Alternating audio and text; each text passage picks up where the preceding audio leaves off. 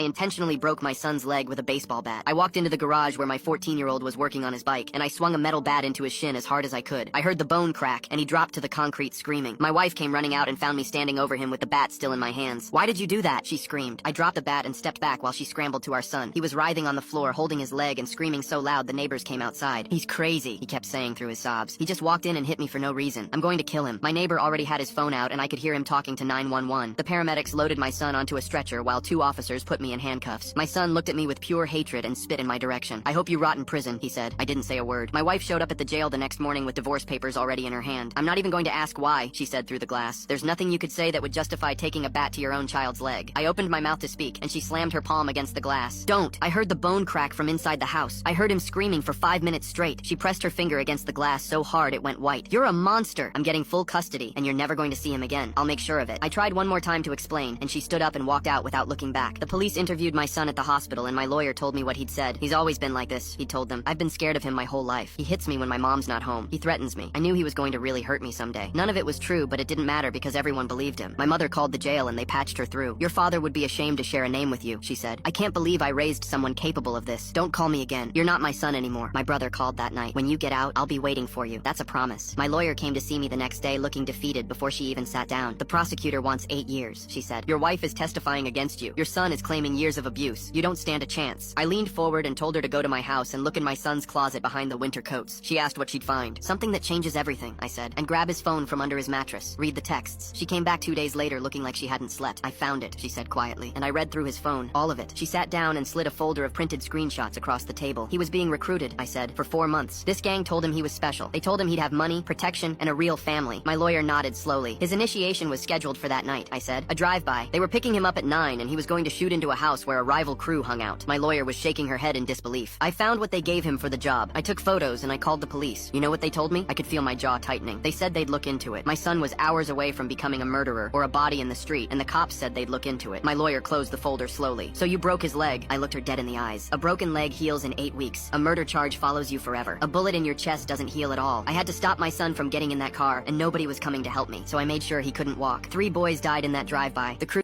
Click the link in my profile to watch the exciting follow-up.